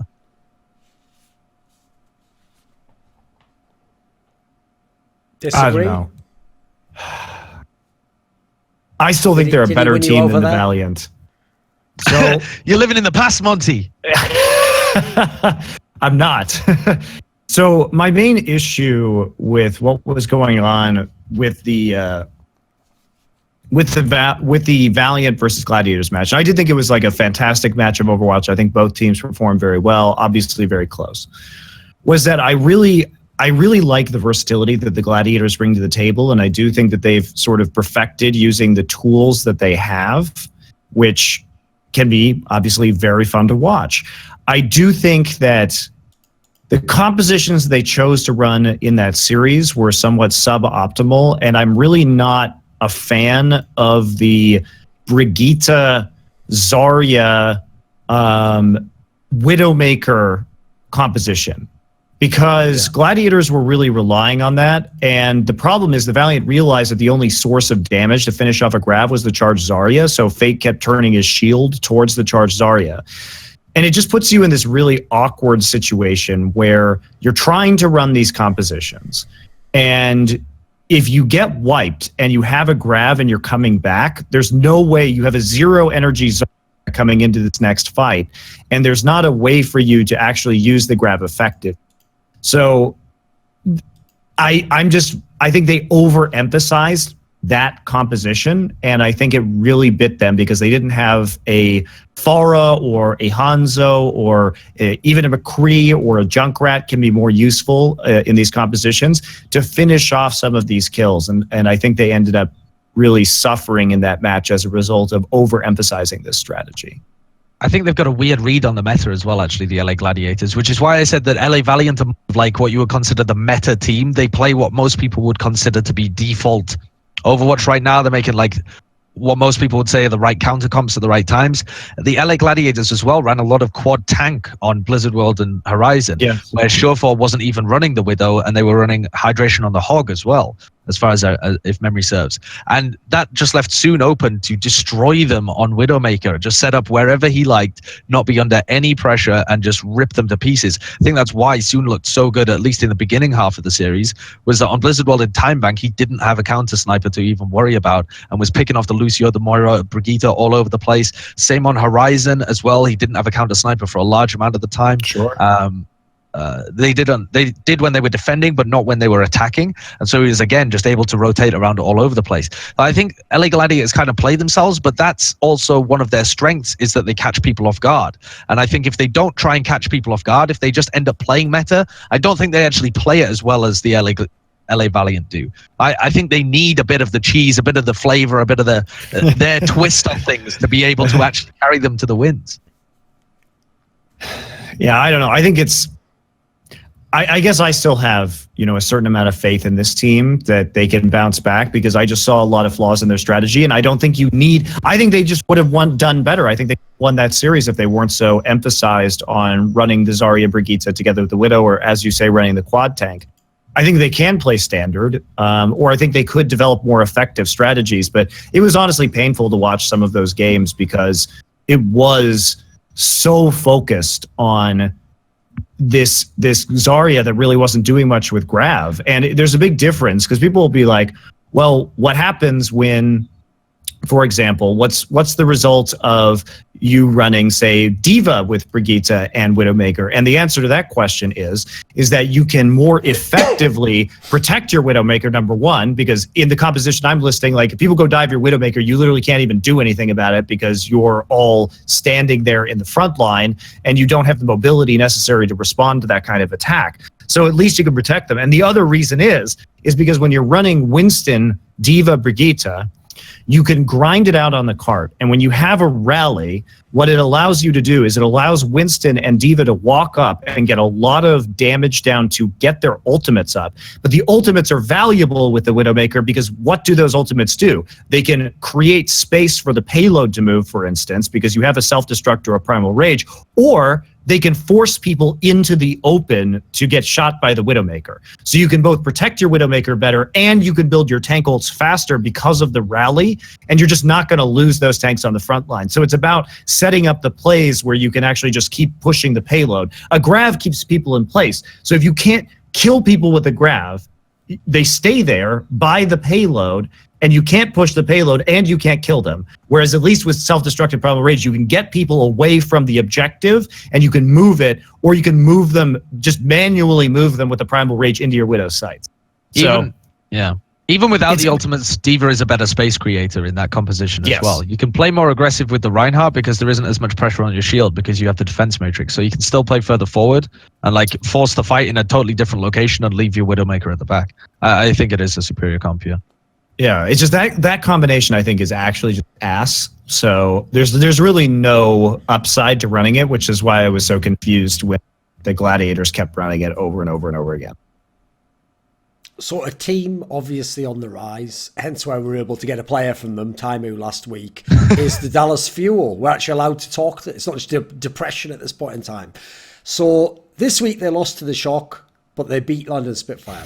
So is the Dallas Fuel, like, listen, they can obviously contend for a playoff spot, but are they actually going to be a legit top team now? Is it good? There's a complete turnaround? So Dallas Fuel plays Brigitte like 65-70% of the time. And Sideshow and I disagree about what optimal strats are for Blizzard World Point A. attack. I think if you're trying to play dive into the Dallas Fuel, you are doing it wrong, because they know how to play counter dive at this point so well that it is a fool's errand to try and play them into their own strategy. And I think London's game plan coming into that series was absolutely terrible. I think that they sort of got it into their heads that maybe they could do something halfway through their Horizon attack when they finally switched over to Azaria to actually get some energy off of the Junkrat that Dallas Fuel was running on defense. But for the most part, they didn't make any swaps, which is, by the way, always been a complaint against London, is that they don't change comps very well in-game, which makes them struggle in this meta. It was something they had a problem with before, but they could always resort to dive before, and they can't really do that now. But I don't know why you put such an emphasis coming into that series on these dive compositions when you basically know that they're going to play Brigitte, and they've been able to shut down dive comps very well. We talked about things you can do into Brigitte earlier this show, whether that's going to be running a Junkrat into it, whether that's going to be playing some sort of double sniper into that. There's many options, and London took none of them, and I don't know. I think London also screwed up the execution of it massively, because when you look at the San Francisco Shock against Dallas game, San Francisco Shock were able to, am I right in saying this? I think they were able to get the win on against Dallas on Blizzard World, right? Nope, it was Kings Row. It was Kings Row. Okay, yeah, that was a different team that San Francisco Shock were playing against. Yeah, and London look incredibly sloppy, but for me, Dallas Fuel, I think, have returned back to being a good team again. I think they are now at the point they're in a method that they're very comfortable with. I think a lot of pressure has been taken away from them. They enjoy playing aggressively with the Lucio, which only a couple of teams are doing at the moment. That wouldn't still be considered meta in a lot of situations, but they have some weird stuff, like they were playing Blizzard World with the Lucio and then the Reaper. I can't remember what team that was into. And then they play a lot of the Lucio Moira. Hold on. Seagull is also playing a very good diva at the moment. Well, they accidentally trained Seagull to be a diva, which helped them in the end. Yeah, and he's actually a really good diva right now as well. And I would say keep him on the main tank if you're going to go with this core. It was Boston. It was Boston. They played Boston. Yes, yeah. But in general, I do think that Dallas Fuel are going to be back to being a competent team. I think what might be a hint of that from behind the scenes as well was that Deepay tweeted about a week ago that he thinks the biggest upset, when you look back in hindsight at stage 4, the biggest upset will be that the LA Gladiators beat the Dallas Fuel in week 1, which is kind of a mental thing for the head coach of the LA Gladiators. Yeah, he thinks that they are that much better, or he did do at the time. The meta in this stage is constantly developing, and at that time, I think Dallas had some insane stuff in scrims, and they were reportedly just wrecking everybody in scrims. I don't know whether they actually played against New York, but wrecking everybody in scrims is their way of saying that they're winning like 80% of the time or something, I think.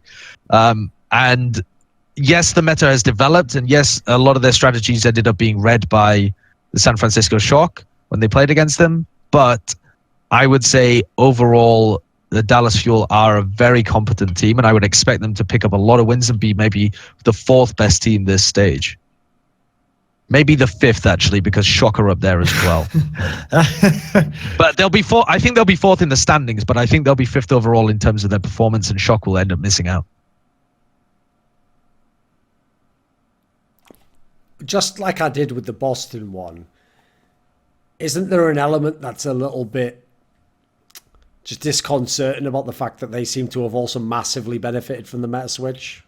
I mean, new coach, I think a lot of Dallas's problems were internal. I think if you look at the course of their season, it's really hard without having some sort of massive change to your infrastructure to get your mentality back. Because they were dealing with all of the tank suspension, no main tank, switching everybody around left and right, a coaching structure that wasn't working for them.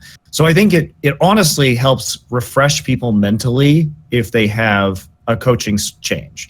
And I think Arrow brings, as much as I appreciate Kai, I think Arrow brings more of a rigid structure to the team than Kai did, which is what that team needed at this given moment in time. I think they needed somebody to really come in and start like whipping them into shape. And I think that this wouldn't have worked had you come into Overwatch League with Arrow and tried to impose a rigid structure on this team, because they were a team broken. Yeah, they needed to be broken because they were a team that had been successful by having very little structure around them previously and had relied on sort of a very flat system that allowed the players to have a lot of input. And so I think if you come into Overwatch League, given the fact that they had just absolutely smashed everybody in contenders, like not even close, and they were riding this high of being the best Western team, that to come in and be like trying to whip them into shape, they would have been like, fuck you, we can win without you, right? So I think that this is the best thing for them in the long run, because it was never that they had bad players. Like, they didn't have bad players. They had players with poor work ethics. And also very odd hero pools. I think that is the other thing that you got to mention every time you talk about Dallas, is that they just kind of made weird things work up until the Overwatch League. But if everybody else ends up catching up to you in terms of their teamwork and how they understand the game and this kind of stuff, eventually the fact you cannot run a fucking Genji or a Tracer at the same time as some of the heroes that affect players is like definitely going to bite you in the ass, guys. Like, this was a hole that we could identify way back at the end of 2016. It already did bite them in the I mean, it bit them in the ass in multiple Apex tournaments beyond season 1. Yeah, but they just didn't fix it. And I'm concerned for Dallas as well, for the staff behind them or for the players as well, that they'll end up getting complacent at the end of this stage. They'll think, okay, we peaked at the end of the season, we'd fixed our mentality problems, that was the problem the entire time. And if they go into season 2 again and we end up seeing a situation, even a meta as diverse as this, where sometimes you need to play diver, sometimes you need to play that, sometimes you need to play whatever, they do have holes in their gameplay. They never understood how to play dive comp. They've never understood how to play fast-paced, aggressive, mobility Overwatch like dive. They've always been like a tank-based team or a very passive team where they wait for them to come into you. They got so many holes in their game. I mean, their strategy effectively is protect Taimu long enough for Taimu to hit his shots, right? Yeah, and allow Effect on his own to go beast mode somewhere and hope he wins. So so here's the thing. I think this is going to tell us a lot about Dallas Fuel, because Hastro is an owner who in the past has made all these overtures about how important he thinks his relationship with the players is, and how he puts an emphasis in his organization, whether it's Envy or the Dallas Fuel, in being a very player-focused and player-driven organization, because he himself is a former professional player. I think that at the end of this season, they're going to be doing just fine. Maybe, like Sideshow says, they make the stage playoffs. And what Hastro is going to think is he's going to be like, great, they fixed their problems. And he's not going to make enough roster changes. Because here's the thing. Even if Dallas Fuel, okay, maybe you don't make too many changes if they actually win the stage playoffs, but obviously that's extremely unlikely. Sure. Very, very unlikely. But anything short of winning the stage playoffs, I still think you make massive roster changes to this organization, because I think Dallas Fuel is here because of desperation has driven them to the structure of Arrow. But I think you give Arrow actual control, not like the kind that Kai got, which was maybe some control, but not complete control, like it was said.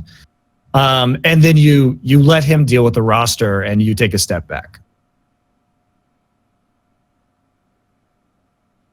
So I don't know. Dallas is doing fine in this meta with his new coach, with their new motivation. It's great to see Taimu back in form, because he's one of the most exciting players to watch when he's playing well. But I still think that this roster needs a really long, hard look at the end of the season. Right. Being as last week the Houston Outlaws played Shanghai Dragons and Florida Mayhem, unsurprisingly, those wins don't exactly mean a whole lot. And so even though they are in contention for the stage playoffs, this week, well, in fact, just in their remaining games, they've got some pretty tough. They've got the Fuel, they've got Valiant, they've got, I think, NYXCell maybe. Do they have them? Yes, and they've got Philadelphia Fusion. So they've got a pretty tough final schedule. Where are the Outlaws at, Sideshow, and can they make the stage playoffs? I think they're going downwards at the moment.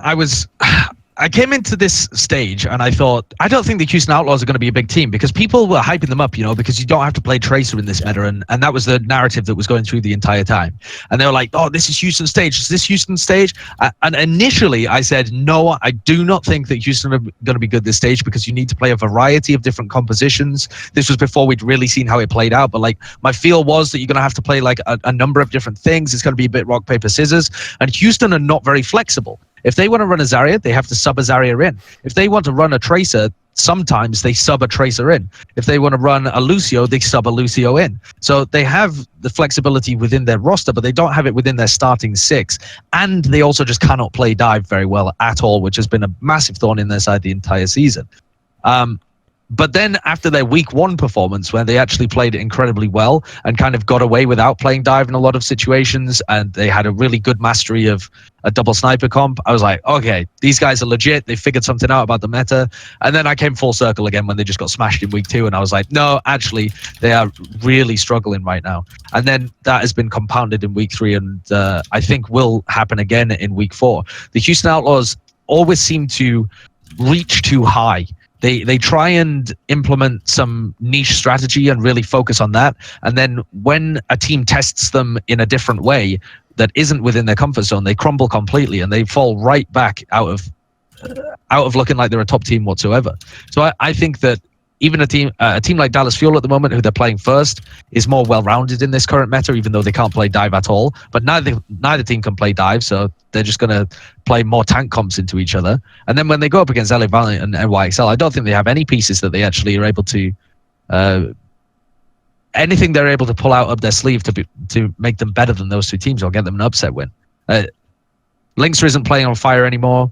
Their double sniper strategy is pretty easily countered. They look tragic when they play dive. It's not necessarily easily countered by Dallas. I mean, I think it can be. I think they just run the more Orisa strategies when they're on the defense as well. Or they just try and overpower them by running the Diva Reinhardt instead of the Reinhardt and the Zarya Reinhardt. Instead of going just toe-to-toe with them on that kind of composition, I think they'll just play slightly more mobile comps. I don't know. I actually think that Houston has some good stylistic options against Dallas Fuel. I think Houston could win this match. I think they can, but I don't think they're the favorites for it. And I think that's unfortunate for Houston, because coming into this stage, we would have expected them as an anti-dive team, as somebody that has a lot of players on their roster to pick up Brigitte, as a team with a really good Widowmaker, a really good Junkrat, a guy that can play Hanzo really well. We would have expected this to be their stage, and it has, as far as we can tell, has not been. But part of Houston, I think, not doing as well has been weirdly them not playing enough Junkrat, because they swapped very heavily to Widow Hanzo, even on defenses like King's Row, where you would normally play Widow Junkrat. Like literally they play Hanzo in the same position on point A defense that you would play a Junkrat in. And when I asked them about this, they said that they just felt that Hanzo was in a better state right now. Also, Hanzo does legitimately combo better with Zarya. It's easier to get the Dragon Strike in there than it is. I mean, obviously, it still works because you Riptire as Riptire. But I do think that if they return to a more Junkrat-focused style of play, that they can have an advantage versus the Dallas Fuel. It's possible. I watched them play recently, even when they were playing against the Shanghai Dragons, and they did not look good. This team did not look like they were performing well, even against a team like Shanghai. They struggled on their King's Row offense, something that has normally been so good for them. They weren't even able to complete it the entire way. They did end up full holding that map, but again, it's against Shanghai. Then when they go into Hanamura, they looked uncomfortable. They weren't able to capture the second really bad again. They are ass at Hanamura.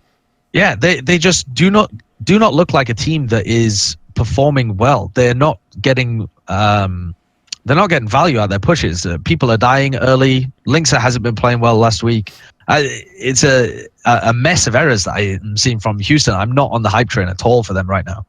Nor am I. I just think that stylistically, this is a match that's very winnable for Houston. And if we think about the map pool, they're not great at hunting. They can return to King's Row. There's also the possibility that they can play more Fact Fiction, who is a fine Reinhardt player, and try and move things that direction. I also think that we've seen some really good Pharah performances out of Jake on Lijiang Tower, and Lijiang Tower is going to be in this map pool, and it's something that they can go back to and rely on. So I don't I don't think it's going to be as one-sided as you believe. And I don't think Dallas is coming in as heavy favorites. I think this is really 50-50. I don't think the Dallas are heavy favorites, but I do think they're the favorites for this game. I think Houston are going to be overconfident and try and prep for a lot of what they want to win, and maybe Valiant. But I think they have this tendency of getting a weird read on the meta that they like. It seems that Houston Outlaws are very like a bubble. They think about Overwatch within their own little bubble, and they discuss it all, and they come up with a plan and what they think's best. And when it actually gets tested, sometimes it just falls flat on its face. And I'm concerned that when they play against Dallas's compositions, against the Lucio in particular, where they're going to be applying a lot of pressure to Houston Outlaws and making them make these decisions very quickly, the Outlaws are just going to fall to pieces. They're not going to be able to make the decisions fast enough, is what I think. Speaking of teams falling to pieces and derailing the hype train, many moons ago, there was a team called the Philadelphia Fusion, and many young analysts out there fell in love with the Philadelphia Fusion and their potential, and they believed great things could happen with this deep roster, with a very diverse set of nationalities, good coaching staff in theory, and an improved meme game. Well, from no meme game to a meme game, I guess, is an improvement. Accidental meme game to intentional. Yes, exactly. So this team has lost the last 3 games in a row. Last stage obviously wasn't that great. Sideshow, is there any hope for left for the Fusion? What's happened to this team? You're so deep. Yeah, I think there's still some hope left, because you look at the last 3 games that they played, they got caught massively off guard by Dallas Fuel, who that was the first game where we really saw Dallas go like crazy and play a lot of these tank compositions and the Lucio and just like dive straight into Philly, and they completely didn't know how to deal with it whatsoever. Then they play against NYXCell, and they had some okay maps, but they got 4-0'd. It wasn't that close. And then they lost to the Gladiators, who are another decent team. I think they're mid-table at the moment. I like the way it's just okay for everyone to lose to New York. It's like New York is like a Dragon Ball Z villain. Yes, like they don't ever start with their best attack. They let you use all your power, and then when they then the smoke clears after you've done like the neutron bomb or whatever the fuck. When you do your move, then it's like you'll need more power to defeat me. You have to go up like 7 more levels before you even see their true Except power. nobody can actually go up 7 more levels, so you just die. Yeah. So what happens is there is no conclusion where like Goku goes Super Saiyan 3, he just dies. The Dragon Ball Z villain controls the Overwatch League right now. We live in the darkest timeline. We call it the NYXCell saga. Not bad. Bit of a crowbar, but I'll accept it. I'll accept it for that one. Almost worked. It works perfectly fine. What do you think about the Fusion then, Monty? So I think I'm way less high on the Fusion than other people. I think that towards the end of stage 3, they started to play really badly. And I think that we haven't seen them outside of the first week of stage 4 when Hotba and Sato came in. Carpe's stats have been dropping, which is interesting because this is the first time we've ever really seen that. Carpe has been a ridiculously consistent player for 3/4 of the Overwatch League, basically. And now his Widow stats are dropping precipitously. Part of it is Shadowburn, but I don't think that's really the main problem, because I don't think Shadowburn's individual performances have been poor. I think that this is a team that is lacking coordination, and I think they're also suffering from not being able to adapt on the fly and switch comps well fast enough. So This is a team that's taking a hit like Boston from the fall of the dive meta, and they haven't figured out a solution yet. I think Philadelphia Fusion are not so much suffering because they're inflexible in any sense when they're making. No, they just don't know what to do. Yeah, they don't know what to do. I think the calls are not coming quick enough, and maybe there isn't that one guy in the team who's. It's like London. We know they can play these things. Why don't they? Yeah, I got so pissed off talking about the Fusion that I kicked out my own power cable. Okay. I understand why he's mad. I just think people are still overrating the Fusion. I think people are looking at some like stage playoff results for a long time ago, and it's not really the same. It's not anywhere near the same anymore. So I think the Philadelphia Fusion can make these adaptations on the fly. That's what I was saying, but they don't have that guy who's going to be the caller. I mean, they have players on their team who are really intelligent, but the way that their calling structure has always worked is that it's very democratic. It's very split across the team. And now they've got 2 new Korean players coming in instead of Fraggy and Poco, who was normally there.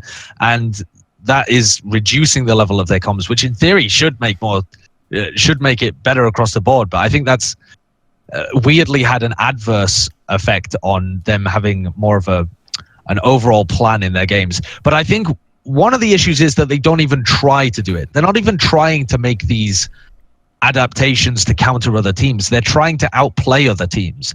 So they are happy to outdive other teams if they play dive into them instead of play Brigitte. They're happy to play a sniper into other teams when they're running sniper and not try and set their sniper up in a better situation, just hoping they outperform other teams.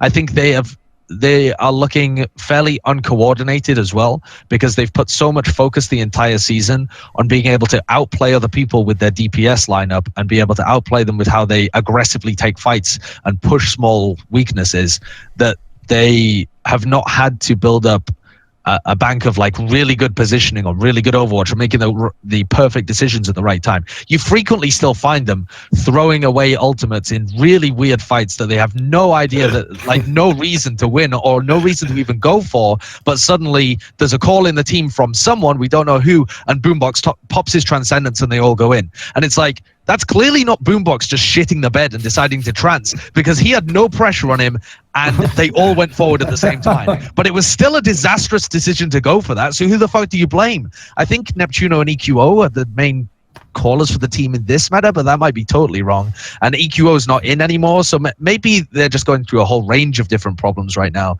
But in theory, they should be one of the better teams because they are a very powerful roster individually, and they can play a range of styles because they have the flexibility and the intelligence to be able to. But they make very odd decisions when you watch them take team fights, and they try and outplay rather than counterplay opponents or just work on their own game. Having said that, I think that they'll still end up being middle of the table, and I think they'll still sneak into playoffs. I think they might lock up that Sideshow. 6th seed. Sideshow, reality is about to test you in your love. Listen to the schedule that Philadelphia Fusion has remaining. Are you ready? Yeah. Okay. They play against San Francisco Shock. Okay, you're thinking, good team, right? I'll give you that one. They can take that loss, okay. Then they play Seoul Dynasty. What, that team before that we said they should fucking like cut half the team? Yeah, they play them. Then they play Houston Outlaws. Same Houston Outlaws having some problems? Yes, exactly the same. Final game of the season, London Spitfire. May as well call it London Shitfire. Yeah, so I think these are all that lineup very winnable games. Well, maybe good. not Shock. I wouldn't expect them to be the favourites going there's in against Shock. Shock. But there's 3, But the other that's 3... stage playoffs if you win 3. Yeah, the other 3, they should be... No, is that stage playoffs if they win 3? No, just for the stage. Overall season. Overall season playoffs. Let me have a look. Wait a second. Because I don't think they can make at the moment they're 3-3. Sure, but I don't think you can sneak in with a 6-3 in this... with a 6-4, sorry, in this. Oh, in this right, because stage. they lose one. Yes, you might. Yeah, because there's other games. There's other teams doing better than they are. But yeah, the overall playoffs, I think that they will actually edge out the Seoul Dynasty and end up in that 6th place spot. Having said that, if they continue to go downhill faster than Seoul do, they're literally in a race for who can go downhill the slowest. Race to the bottom. Yeah, but it's not a race to the bottom. They're on. Hey, they're Boston's like creaming everyone else in this race to the bottom right now. Boston, Philly, and Seoul are on 3 really slippery sides that someone slides oiled up, and Seoul and fucking Philly are desperately clawing onto it, like slipping down. And Boston have just gone, fuck it. And they've just they've hit the bottom. They think it's an Olympic sport. They're doing cool running shit. Because they're still a team, They've got the great team spirit, but yeah, they can't. They do. Obviously. Do they have a great team spirit? They have to. They're paid to.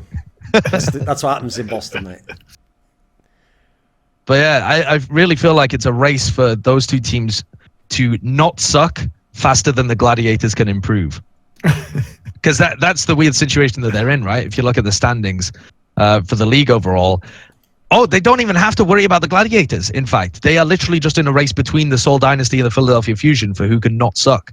Because the next team to overtake them would be the Outlaws, who are also sucking and are beneath them.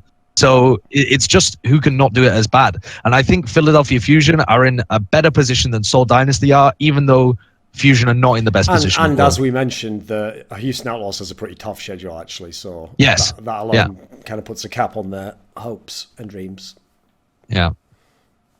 Yeah, so I expect actually Seoul and the Outlaws to end up missing out, which if you were saying that at the beginning of the season, you would be kind of insane that Seoul end up in the 7th position. And maybe it wouldn't have been as insane at the beginning of the season to say Outlaws were finishing 8th. You know, most people had them kind of mid-table, maybe a little bit higher up. But certainly at the end of stage 1, when they ended up making the finals of stage 1, ended up 2nd place and then making the semifinals of stage 1. You'll be like, okay, how the hell did these guys shit the bed hard enough to get down into 8th from here? Well, here's a question that would have been shocking in stage 1, and it's a perfect way to set up one of the final teams we're going to talk about. Does the London Spitfire beat either the LA Valiant or the LA Gladiator this week? I think they win one of these games. I don't know which one they're going to win, but this is a team that has such a high skill ceiling, and they'll be, I think, grinding out for the playoffs. And now that they stabilized their roster, and remember, they've won 3 out of their 4 since they stabilized their roster, removed those other players, sent them back to Korea. So they have been generally on an upward trajectory. I do think that they played very badly against the Dallas Fuel, but in general, we've been seeing improvement. Yeah, I think they actually lose both of these games this week, but it's kind of like it's darkest before the dawn situation. I do think that they're going to improve, and I think this is the period where they're struggling to get things coordinated in this new meta. And over the course of the gap between stage 4 and the overall playoffs, I expect them to sort some shit out and actually be a decent team at the end of it. I think it's a massive shame if they're not able to do that, and a waste of the talent that they've got. Have they shown signs of understanding this meta? Not particularly, not recently. I wouldn't say so, because even when they've sorted out their team and they've been getting these wins, they've been over teams that are really struggling right now. They got the win over the San Francisco Shock, which was a decent win. Oh no, was that in this stage? Yeah, they beat them. Yeah. They beat Shock. But then they barely edged out a win over the Seoul Dynasty, and then they barely edged out a win over, who was it? Boston as well, yeah, who were really struggling at that point in time. So these are 2 teams that you would expect London to be able to beat, honestly, fairly handedly when they're struggling so much. So I think they are in a similar situation to Seoul in terms of their understanding of the meta and this kind of thing, but they're able to ride it out by better individual play. Having said that, they've been going back to a bunch of old strategies too. They play dive a lot still, for the most part. Why aren't they just running profit on Brigitte the entire time? This guy's an inspiration. I was about to say that. Like they have the ability. Again, London is a team that we know has the abilities to run these compositions, but I think their biggest problem is that they don't have that shot caller in game who's figuring out which compositions to run, because they can switch to a variety of things. But even going back to stage 1, this was an issue. Like, they could play Junkrat, but they just didn't, and we didn't know why, really. And then they did in the finals, and they won. Yeah. Yeah. It's very frustrating watching the London Spitfire, because more than any other team, it seems like a waste of potential, which might seem weird because they're sat in, like, what are they, 3rd at the moment in the overall standings? Yeah, which they can't be wasting their potential that much, you must think, if they're in 3rd place, but they are. This team should be crushing it. It's very unlikely that they'll be knocked out of season playoffs, because they have a very large map differential right now. Almost impossible. Like, it would be, even if they went on a very bad run, London, 2 of their last games are against Florida and Philly anyway. So London does not play Shanghai this stage, crucially. So there is that factor to it. But I think they go 50% for the rest of the stage. I think that not just this week. I do think they will beat one of the LA teams, but I'm not sure which one they're going to. Yeah, I just think that if they continue to perform as they are now, I think they're worse than both LA teams. So I think you're banking on improvements from the London Spitfire, which is always a risky business to be invested into, I think. I don't think so, because literally, like, if they decide to show up and play one day, they're easily the 2nd best in this league. So it's just a matter of stabilizing their roster, making sure they have that synergy. And frankly, fans should be hoping that this team gets back into form, because this is they are the only chance to beat New York in the playoffs. Why? Because they have the highest ceiling, and they've done it before when it actually mattered. I think this is in theory a very good team. On an individual level, they are extremely skilled. It's just a matter of gelling with this set of players. Is the only chance, Sideshow, to beat New York Excelsior that we bring back the Prophet and Bird Ring Majesty? Yeah, I think it is. I think London are the team that you would be looking for as the hopes and dreams if you're cheering against the NYXL. And frankly, I enjoy watching the NYXL win. They're absolutely me too. Poetry in motion. But it's the way he said that. Like, I for one welcome our overlords. Like, what? But you're allowed to like the best team, you know. Yeah, but if I think if any team is going to be able to beat the NYXL, it would. On a meta that's similar to this, because yes, the patch is going to happen, but we can't really predict what's going to happen with the patch, and at least I'm assuming the patch is going to happen. I don't actually know, but going into the playoffs, we're assuming that new Hanzo is going to come in some form or whatever, and whatever alterations that makes, it still seems like none of the other teams have the X factor to be able to overcome their inferior fundamental play compared to the NYXL. And no team is like, it's not like the dive meta that happened for 3 stages where teams were able to get used to it and really prep it and hone it like Boston did, or use their crazy DPS ability like Philly did to be able to make it to the finals and try and actually challenge NYXL. It's much less of an X factor meta, I think, outside of some rare cases of people out sniping their opponents, and you can't really do that against NYXL either. So I think, yeah, your hopes rest on the London Spitfire.